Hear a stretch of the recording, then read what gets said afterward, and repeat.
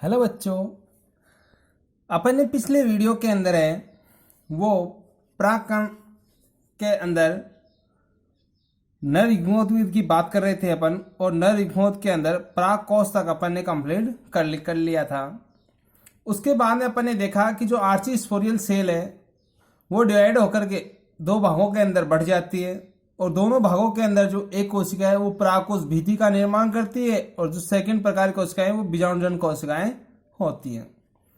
तो सबसे पहले आज बात करते हैं अपन प्राग कोश भीति की। प्राग कोश भीति क्या होती है या एंथ्रवाल। तो देखो, प्राथमिक भीतीय कोशिका प्राग कोश भीति का निर्माण करती है। प्राग कोश भीति की अनुप्रस्थ काटने पर यह 4 परतों में दिखाई देती है। यह अपन ने कल भी देखा था कि जो 4 परतें हैं वो है एपिडर्मिस, एंडोथीसियम, मिडिल लेयर और टेपेटम। इसके अंदर से सबसे पहले आती है अपनी बाह्य त्वचा या एपिडर्मिस। यह एकल कोशिकाओं का बना सबसे बाहरी स्तर है। यह प्राकोश की सुरक्षा करने का कार्य करती है।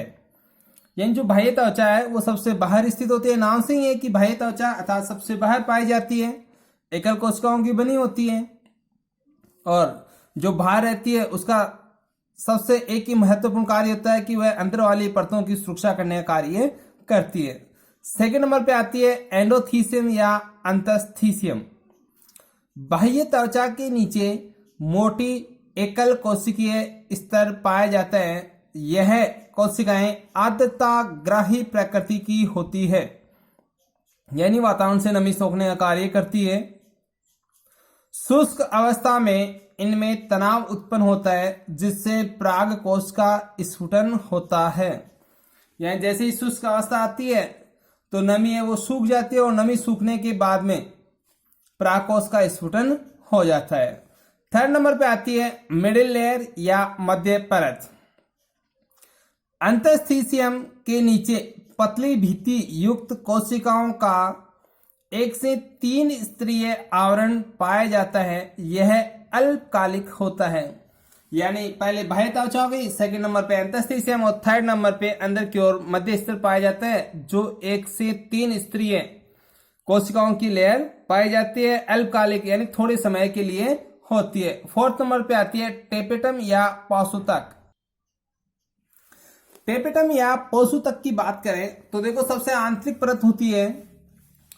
यह परागकोश भीति का सबसे आंतरिक स्तर होता है।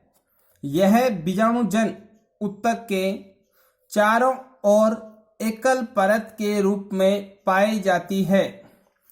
परिपक्व अवस्था में ये कोशिकाएं प्राय बहुकेंद्रकी एवं बहुगुणित हो जाती है। टेपिटम 2 प्रकार की होती है। यानी जो पौषुतक है वह 2 प्रकार की होती है। एक हो जाएगी अमीबीय, और सेकंड नंबर पे आती है स्त्रावी या ग्रंथिल टेपिटम। आगे देखो, टेपिटम की कोशिकाओं में गोलाकार संरचनाएं पाई जाती है। इनसे स्पोरोपोलेनिन नामक पदार्थ स्रावित होता है। यह पराग कणों का बाह्य आवरण बनाता है। यानी जो टेपिटम की कोशिकाएं होती हैं उनमें गोलाकार संरचनाएं पाई जाती है, और उन गोलाकार संरचनाओं से स्पोरोपोलेनिन का निर्माण होता है, या स्पोरोपोलेनिन नामक पदार्थ स्रावन किया जाता है। यह पराग कणों के बाह्य आवरण का निर्माण करता है। यह स्पोरोपोलेनिन एक अत्यधिक तापरोधक पदार्थ होता है, स्थायी पदार्थ होता है, जो पराग कणों की बाहर से सुरक्षा करने का कार्य करता है। सेकंड देखो टेपिटम के कार्य के अंदर कि टेपिटम पराग कणों को पोषण प्रदान करती है। जो परागकण होते हैं उनको पोषण टेपिटम के द्वारा प्राप्त होता है। टेपिटम का ह्रास यदि पराग कणों के विकास से पूर्व हो जाता है तो परागकण बंदे प्रकृति के उत्पन्न होंगे। अब क्वेश्चन अभी आया हुआ है पिछली कक्षाओं में कि टेपिटम का ह्रास यदि परागकण के निर्माण से पूर्व हो जाए तो क्या प्रभाव पड़ेगा, तो उसका ये होता है कि टेपिटम का ह्रास यदि परागकणों के विकास से पूर्व हो जाता है तो परागकण बंध्य प्रकृति के उत्पन्न होंगे, क्योंकि उनको जो पोषण है वो टेपिटम के द्वारा प्राप्त होता है और वो पोषण पूरा प्राप्त नहीं होगा। अब देखो आगे अपन इसके डायग्राम की बात करते हैं कि परागकोश की जो भित्ति है वो किस प्रकार की होती है।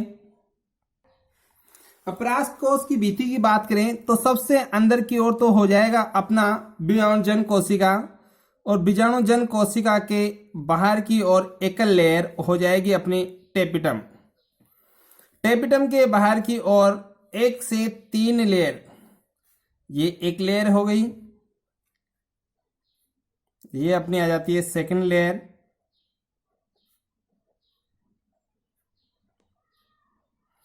इसी प्रकार से आ जाएगी अपनी थर्ड लेयर, ये हो जाती है अपनी मिडिल लेयर या मध्य परत।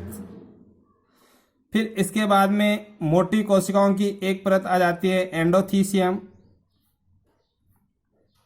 और एंडोथीसियम के बाहर की ओर आ जाएगी अपनी बाह्य त्वचा।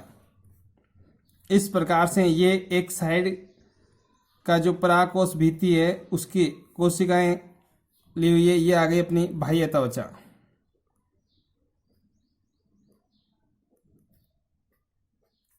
सेकेंड नंबर पे आती है अपनी एंडोथीसियम या अंतस्थीसियम।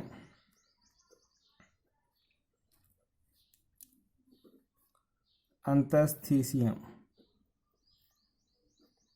थर्ड नंबर पे आएगी, 1 से 3 परतें आ जाएगी मध्य परत।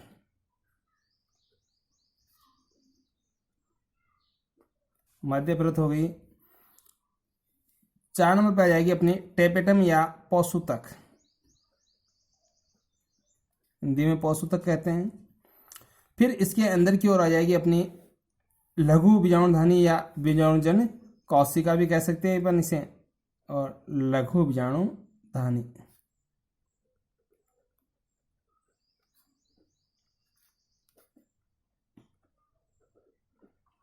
अब यदि इसकी बात करें अपन डायग्राम की, तो ये अपना जो कल वाला डायग्राम था, अगर ये यहाँ से अपन काटते हैं तो ये तो 4 लेयर आ जाएगी, और अंदर से लेते हैं तो ये अपनी जो लघु बीजाणुधानी है वो भी इसके अंदर आ जाएगी। एक बार दोबारा देख लो, यानी जो परागकोश भित्ति होती है, परागकोश भित्ति के अंदर 4 परतें पाई जाती है। सबसे बाहर की ओर बाह्य त्वचा होती है जो एकल परत होती है, बाहर से सुरक्षा करने का कार्य करती है, यानी ये परत है ये अंदर वाली परतों की सुरक्षा करने का कार्य करती है। सेकेंड नंबर पे एंडोथीसियम या अंतस्थीसियम परत आती है। अंतस्थीसियम परत वो मोटी एकल लेयर कोशिकाओं की होती है, और इस परत के अंदर आर्द्रता ग्राही होती है, तो जैसे इस शुष्क अवस्था में आती है तो परागकण के स्फुटन के अंदर यह परागकोश के स्फुटन में यह सहायक होती है। थर्ड नंबर पे आती है अपनी मिडिल लेयर या मध्य परत। मध्य परत है वो 1 से 1 2 3 यानी 1 से 3 परतों की बनी हुई होती है, यह भी सुरक्षा करने का कार्य करती है। और फोर्थ नंबर पे आती है टेपिटम या पौषुतक। जो पौषुतक है वो पौषुतक है वो सबसे आंतरिक परत होती है। पौषुतक है वो परागकणों को पोषण प्रदान करने का कार्य करती है। दूसरा है कि जो टेपिटम है उसकी कोशिकाओं के अंदर गोलाकार संरचनाएं पाई जाती है जिनके द्वारा स्पोरोपोलेनिन का स्राव होता है, और यह स्पोरोपोलेनिन है वो परागकणों के बाह्य आवरण का निर्माण करता है। यदि टेपिटम का ह्रास परागकणों के पूर्ण विकास से पहले हो जाए तो परागकण बंध्य उत्पन्न होते हैं। टेपिटम भी 2 प्रकार की होती है, एक अमीबी होती है, दूसरी स्त्रावी या ग्रंथिल होती है। तो इसके अंदर स्त्रावी टेपिटम है वो अधिक महत्वपूर्ण होती है। आगे के अब वीडियो के अंदर अपन कल है थर्ड वीडियो के अंदर बीजाणुजन कोशिकाएं लघु बीजाणु जनन के बारे में अध्ययन करेंगे।